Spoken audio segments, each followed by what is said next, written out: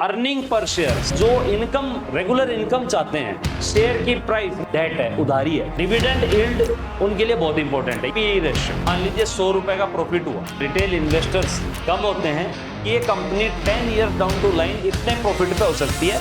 उसका earning per share कुछ parameters को चेक करके अच्छी कंपनी बुरी कंपनी का फर्क पता कर सकते हैं। एनालिसिस कैसे किया जाता है किसी भी कंपनी का, आपने पैसा लगा रखा वो तो उतना ही है, इन्वेस्टर्स मोस्टली ये यूज करते हैं।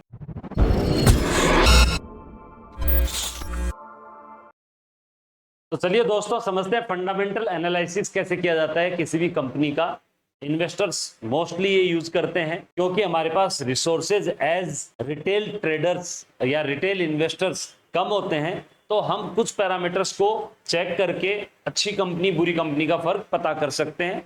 हालांकि ये 100% फुल प्रूफ नहीं होता है, फिर भी काफी हद तक हमारे डिसीजंस बिल्कुल बेकार होने की बजाय इंफॉर्मेटिव डिसीजंस हो सकते हैं। तो कैसे हो सकते हैं, let's see. Fundamental analysis of stocks, earning per share. सबसे पहला पॉइंट है अर्निंग पर शेयर। इसका मतलब क्या हुआ? अर्निंग पर शेयर का मतलब हुआ कि आपका टोटल कंपनी की अर्निंग, जैसे XYZ कोई कंपनी है, वो 100 रुपए कमाती है और उसके टोटल जो फ्लोटिंग जितने भी ट्रेड होते हैं शेयर्स, वो मान लीजिए 10 हैं, तो 100 उसकी टोटल इनकम डिवाइडेड बाय 10, तो उसका ईपीएस आ गया 10। ठीक है, तो ईपीएस क्या होता है? Definition measures a company's profitability on a per share basis. Per share basis आ जाएगा, total income divided by total shares, तो क्या आ जाएगा? नेट इनकम डिवाइडेड मतलब per share. Importance, higher EPS indicates better profitability. Simple है ना, profit ज्यादा होगा और शेयर कम होंगे और प्रॉफिट बढ़ता जाएगा अगर ईपीएस बढ़ता जा रहा है, विच मींस की कंपनी प्रॉफिटेबिलिटी की तरफ बढ़ती जा रही है, अच्छा प्रॉफिट कमा रही है। Second is price to earning ratio, P ratio. इसका मतलब क्या हुआ? शेयर की प्राइस, मान लीजिए कोई XYZ कंपनी है जिसका शेयर की प्राइस 3000 रुपए, ठीक है, 3000 रुपए है ना, डिवाइडेड बाई उसका अर्निंग पर शेयर, ईपीएस जो अभी अपन ने देखा था, ये ईपीएस, इससे डिवाइड कर दो, तो ईपीएस मान लीजिए इसका 100 है, ठीक है, तो 30 इसका क्या आ गया? P ratio. जैसे आपका 100 रुपए का ईपीएस निकालते वक्त 100 रुपए का शेयर है और 10 टोटल शेयर है, तो ईपीएस क्या आ गया? 10। अब अगर मान लीजिए इसी को ही पी रेशियो में मैं बोलूं कि उसका जो प्राइस है शेयर का, वो मान लीजिए 100 रुपए था और ईपीएस 10 आया है, तो इसका 10 ही क्या हो गया? P ratio. पी रेशियो कैसे अपन इसका क्या इंपॉर्टेंस है वो देख लेते हैं। Ratio of a company's current share price to its EPS helps evaluate if a stock is overvalued और undervalued compared to earnings.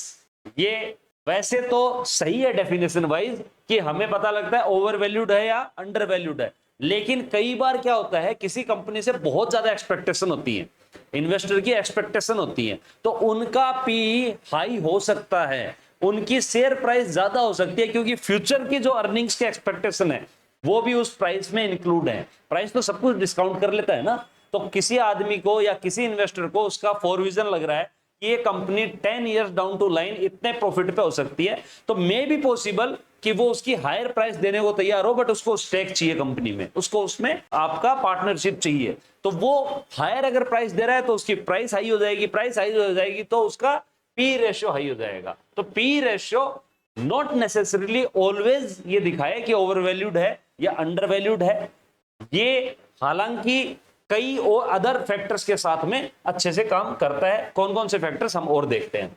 Return on equity, ये क्या होता है? मेजर से companies profitability related to shareholders equity.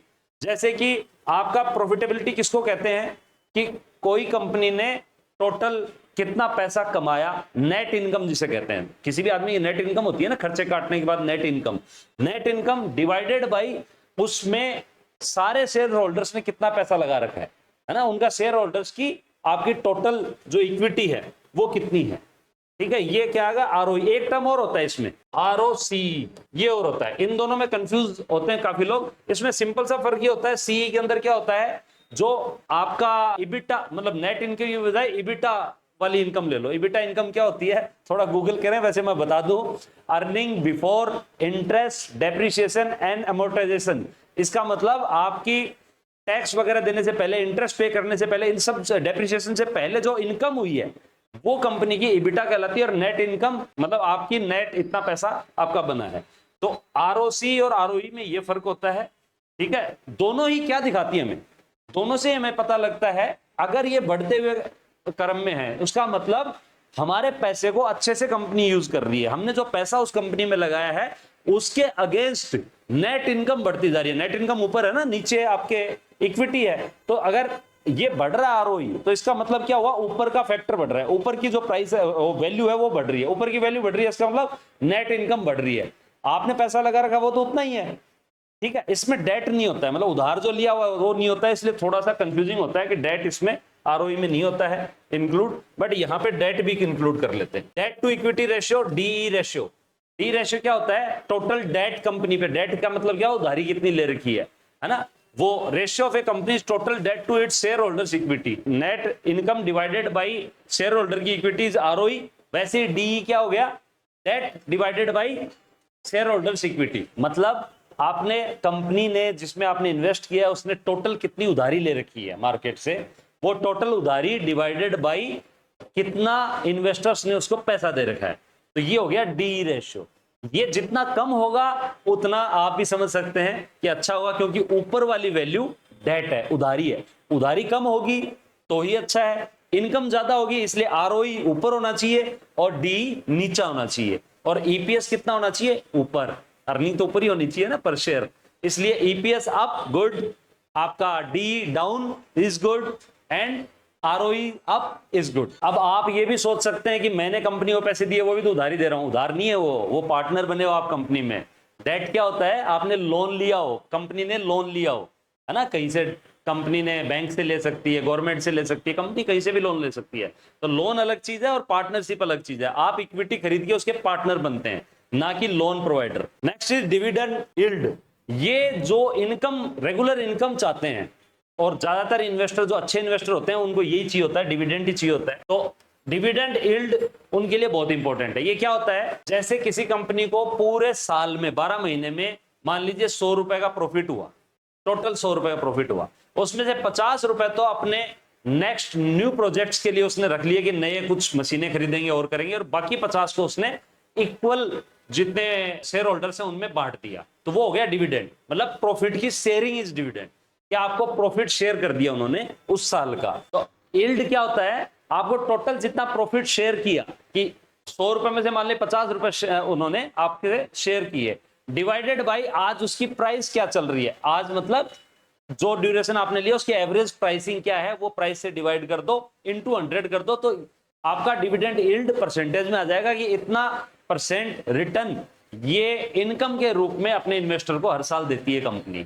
तो कई लोग इसी में इन्वेस्ट करते हैं, जैसे कि मैं एग्जांपल के लिए बोलूं कि कुछ कंपनियां हैं जो अच्छे डिविडेंड यील्ड वाली हैं, लेकिन उनके शेयर प्राइस ज्यादा फ्लक्चुएट नहीं होते, शेयर प्राइस लगभग वही रहते हैं, फिर भी लोग उनमें इन्वेस्टेड रहते हैं, बड़े इन्वेस्टर ज्यादा इंटरेस्टेड रहते हैं, क्योंकि उनको मतलब होता है जो एनुअल इनकम वो जनरेट करके देते हैं, 10%, 12%, 15% अगर कोई दे रहा है डिविडेंड यील्ड, इसका मतलब वो बहुत अच्छी कंपनी है, चाहे उसकी प्राइस फ्लक्चुएट हो रही है या नहीं हो रही। अब हम इन सारी चीजों को अपना चेक कहां करना है, कैसे करना है, वो देख लेते हैं। सिंपल गूगल का यूज करना है, गूगल बाबा जिंदाबाद। हमें क्या करना है, या कोई भी आपका सर्च इंजन जिंदाबाद, आप सर्च में जाके गूगल पे जाके जैसे शेयर स्क्रीन EPS वाइज, है ना, शेयर्स का स्क्रीनर बता दो, EPS वाइज स्क्रीनर, ये जैसे आ गया, नीचे वाला आ गया ना, ये screener.in, ये स्क्रीनर आप कहीं भी यूज कर सकते हैं, कोई सा भी यूज कर सकते हैं। स्क्रीनर बहुत सारे टाइप के मिलेंगे, मैंने वैसे ही रैंडमली क्लिक किया है, ऐसा नहीं है मैं यही यूज करता हूँ, ठीक है, कोई सा भी मिले वही यूज कर लेते हैं। मनी कंट्रोल भी आ जाता है कई बार सामने, कहीं दूसरा भी आ जाता है। ये screener.in का है, इसमें देखिए 27 रिजल्ट आए आपके EPS वाइज में। यहाँ पे क्या क्या है वो देखिए, अपन इसको थोड़ा सा समझ लेंगे तो सारा क्लियर आएगा। तो यहाँ पे क्या है, जैसे ये सीरियल नंबर है, ये आपका कंपनी का नाम है KSOLS इंडिया, ये CMP है। CMP क्या होता है, करंट मार्केट प्राइस, आज की जब भी मार्केट बंद हुआ उस टाइम पे क्या प्राइस थी इसकी, ये प्राइस थी। ये रहा PE, अपना PE की बात कर रहे थे, PE का मतलब price divided by earning, EPS जो हमने बात की थी कि आज स्टॉक की प्राइस क्या थी डिवाइडेड बाय EPS, ये आपका PE रेशियो इसका 35 है, ठीक है। मार्केट कैप कैसे आता है, नंबर ऑफ शेयर जितने अवेलेबल है इसके मार्केट में इनटू इसकी आज की CMP, इसको कर दो तो इसका मार्केट कैप आज का इतना है। कहते हैं ना कि कल रात को तो फलाना आदमी था, वो नंबर 1 था, बिलियनर था वर्ल्ड का, और आज सुबह ये हो गया है, या 7 दिन पहले वो था, 15 दिन बाद ये हो गया है। ये सारी चीजें किससे आती है? मार्केट कैप से, कि उसकी इन्वेस्टमेंट्स का टोटल जो उसका इन्वेस्टमेंट है उसका मार्केट कैपिटलाइजेशन कितना हो गया है। जैसे कि एलन मस्क को कहा जाता है कि वो सबसे रिचेस्ट पर्सन है, ऐसा नहीं है रिचेस्ट का मतलब उसके पास कैश पैसा रखा है, उसका मार्केट कैपिटलाइजेशन, उसके जो इक्विटी है, उसके शेयर्स हैं, उनका मार्केट कैपिटलाइजेशन हाईएस्ट है, उसकी वैल्यू सबसे ज्यादा है, 234 बिलियन कुछ ऐसा है। डिविडेंड यील्ड अभी हमने पढ़ा, डिविडेंड यील्ड ये 1.82% है, यानी कि जो भी पैसा आपने अगर 100 रुपए लगाए तो 1.82% रिटर्न ये कंपनी आपको दे रही है साल का। इसका मतलब ये नहीं है ये तो यार बहुत कम है तो इसका मतलब कंपनी खराब है, अरे वो प्राइस में भी तो दे देती है ना। तो कई फैक्टर होते हैं इन्वेस्टमेंट के, कि आप प्राइस बढ़ने के हिसाब से इन्वेस्ट करना चाहते हैं, आप डिविडेंड यील्ड के हिसाब से चाहते हैं, आप पी ग्रोथ के हिसाब से चाहते हैं, आरओआई के हिसाब से चाहते हैं, NP quarter net profit quarter में है ना कितना हुआ है, ये करोड़ में है, 8.96 करोड़ हुआ है इस कंपनी को नेट प्रॉफिट। फिर क्वार्टर प्रॉफिट वेरिएंस, मतलब पिछले साल इसी क्वार्टर में जो प्रॉफिट हुआ था उससे इस बार कितना परसेंट इंक्रीज या डिक्रीज हुआ है। यहां देखिए इंक्रीज है, यहां डिक्रीज है, इस कंपनी का डिक्रीज हुआ है, इसका इंक्रीज हुआ 18% से, ये 1000% से बढ़ गया है इसका। इनका मतलब ये नहीं है ये कंपनी बहुत बढ़िया है, लेकिन इन सबको देख के आप फंडामेंटली एनालाइज कर सकते हो किसी कंपनी को सारे फैक्टर्स के थ्रू। सेल्स क्वार्टर तो सेल करोड़ में है, इसकी 31.46 है। क्वार्टर सेल्स वेरिएंस 32.97%, पिछले साल के जितनी सेल थी इसी क्वार्टर में, पिछले क्वार्टर में, वही इस बार कितना ग्रो हुआ है या डिक्रीज हुआ है वो बता रहा है। क्वार्टर सेल्स वेरिएंस ये रहा।